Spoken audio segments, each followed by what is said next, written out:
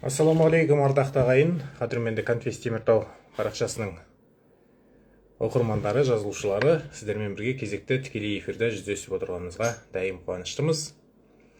Енді бүгінгі талқылайтын тақырыбымыз тәрбиенің өзегі ұлттық рух болмақ. Жалпы ұлттық рух дегеніміз не? Және ол не үшін керек деген сұрақ туындайды. Осындайда Қазақстан тәуелсіз мемлекет құрды. Енді алдағы уақытта өзіміздің елдігімізді, мемлекетімізді дамыту жолында қандай бағыт бағдар ұстанамыз, қандай идеологияны негізге аламыз деген сұрақтардың туындауы заңды. Бұл сұрақ өткен ғасырдың 20-шы жылдарында да көтерілген болатын. Алаштың ардақтылары Әлихан Бөкейхан бастаған Ахмет Байтұрсынов, Мағжан Жұмабаевтар қал қадірлері жеткенше ұлттық рухты насихаттауға тырысып бақты. Яғни жаңа бой түзеген мемлекеттің келешегі кемел болсын десек, онда ұлттық рухқа, ұлттық тәрбиеге ерекше мән қоюымыз керек. Себебі кез келген мемлекеттің ертеңі, болашағы ол бүгінгі бала, өсіп келе жатқан жас ұрпақ.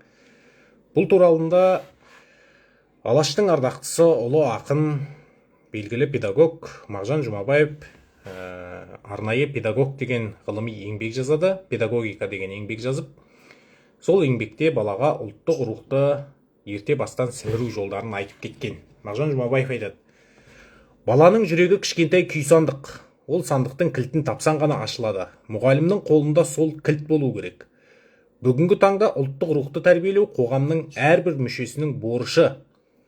Егер біз ұрпақ тәрбиесінде ұлттық құндылықтарды негізге алсақ, онда ертеңгі Қазақстанның рухы биік, мықты мемлекетке айналарымыз анық деп жазып кеткен екен. Енді жалпы ұлттық рух дегеніміз не? Бұл кез келген мемлекеттің және қоғамның тірегі. Мысалға, бүгінгі таңда әлемнің ең дамыған мемлекетіне айналып отырған Американың өзінің тірегі, өзінің рухы бар. Ол Америка арманы. Тарихтың парақтарын ақтарып отырсақ, түрлі себептермен Еуропаның, беріде бүкіл әлемнің әр түкпіріндегі ұлт пен ұлыстың баласы мұхит асып, Америка жеріне қоныстанды, бірақ олардың бәрі ұстанатын бір ғана идеология бар, бұл Америка арманы. Ал Қазақстан сияқты өзіндік шекарасы бар, ғасырлар бойы қалыптасқан ұлттық салт дәстүрі, мәдениеті бар мемлекет үшін негізгі идеологияның көзі де бұл ұлттық рух. Ол тек қана қазаққа ғана тән дүние деп айтуға тағы келмейді. Бұл біздің баршамызға ортақ дүние болуы тиіс. Яғни осы ұлы даланың төскейінде ғасырлар бойы жасалып қалыптасқан дәстүр мен таным, түсінік, мәдениет пен дін. Дін туралы айтқанда да бір нәрсені ескеруіміз керек. Ұлы далада әрқашан зайырлы қоғам принципі салтанат құрған. Мынау Шыңғыс хандардың кезі болсын, одан берідегі Алтын Орда, Ақ Орда, Қазақ хандығы. Олардың ешбірінде адамды дініне қарай бөліп алалау кездесе бермейтін құбылыстың бірі еді. Себебі ұлы даланың мәдениетінде жолаушылап келген жанның қандай дінді ұстанатыны немесе қандай әлеуметтік статусқа ие екендігі маңызды емес. Қонақ қашанда қадірлі.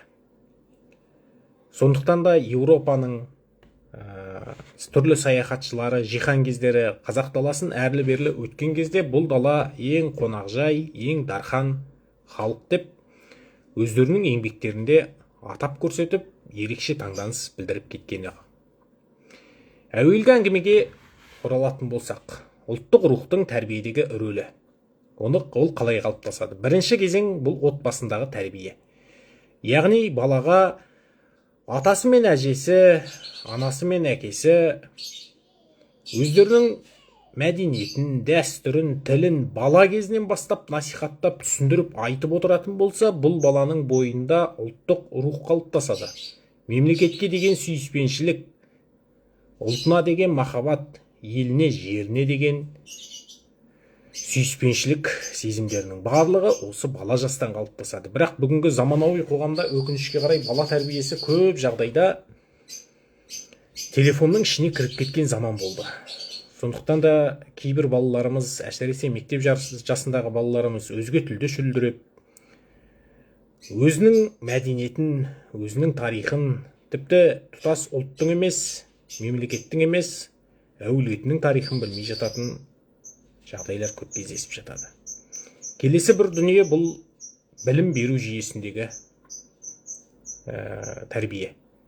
Яғни бала тәрбиесінде мектептің де алар рөлі ерекше екенін атап өткен жөн. Оның ішінде кәдімгі жаратылыстану пәндерінен бөлек қазақ тілі, қазақ әдебиеті, Қазақстан тарихы, дүние тарихы сияқты гуманитарлық пәндер және сол пәндерді оқыту принциптері де баланың бойындағы мемлекетшілдік, отаншылдық қасиеттерінің қалыптастыруға үлкен себеп болады. Ал үшінші сатысы бұл мәдениет пен өнер. Бүгінгі таңда өнер деп, мәдениет деп кімді бағалап жүрміз, кімдерді тыңдап жүрміз? Жалпы халықтың талғамы қай деңгейге түсті, қай деңгейге көтерілді? Қазақ музыкасы қашанда классикалық деңгейде орындалатын, қазақ ән өнеріне келгенде ерекше талғампаз халық болып келгенді. Ал бүгін сол талғампаздықтың шыңына шыға алып жүрміз ба? Өрелі айтылған сөзге ханның өзі тоқтап қаһарынан қайтқан қазақ бүгінгі таңда сөз түсінетін деңгейде жетелдік ба? Осы мәселені де назардан шығармау керекпіз. Оның ішінде ұлттық музыкамыз, ұлттық тағамдарымыз, ұлттық дәстүрлеріміздің де сақталып қалуы бек маңызды. Ал енді төртіншісі бұл заманауи қоғамдағы ақпарат құралдары мен қоғамдық ортаның тәрбиесі. Енді бұл ретте мойындау керек, кейінгі жылдарда оң өзгерістер, жақсы тенденциялар байқалып келе жатыр. Әсіресе әлеуметтік желі пайдалы болғалы түрлі трендтер шықты. Оның ішінде ұлттық киімдерді насихаттау, ұлттық дәстүрлерімізді қайта жаңғырту, кейбір жөн жобасы жоқ, оспадырсыз, бертінде қосылған дәстүр-сымақтарды айыптау тәрізді, қоғамдық айыптау оның ішінде оң ықпал етіп, тілімізді, мәдениетімізді жаңаша сипатта насихаттау белең алып келе жатыр. Бұны енді қуанарлық және құптарлық қасиеттердің бірі деп айта аламыз. Оның ішінде жастардың тарапынан тілге деген қызығушылықтың артуы, қазақ тіліндегі ұлттық менталитетке, ұлттық сипатқа сай киімдер кию, қазақтың ұлттық киім өнерін заманауи сәнге бейімдеп қайта шығаратын дизайнерлердің пайда болуы, мұның барлығы да дұрыс бағытта жұмыс жасалып жатқанын аңғартады. Себебі мемлекеттің тілі жоғалса, ұлттың өзі де жоғалады. Тіл жоғалғаннан кейін көп ұзамай дәстүрдің де ұмыт қалатыны, дәстүр жоғалып, тілі жоғалған елдің тарихтан да қызығушылығы болмайтыны, және түбінде өзі де жоқ елге айналып кететіні әмбеге аян. Жалпы қысқаша айтарымыз осы. Алдағы уақытта да тікелей эфирлерге қосылып отырыңыздар. Қандай да бір сұрақтарыңыз, пікірлеріңіз болса, айтып жаза отыруларыңызды сұраймыз. Қош аманда болыңыздар.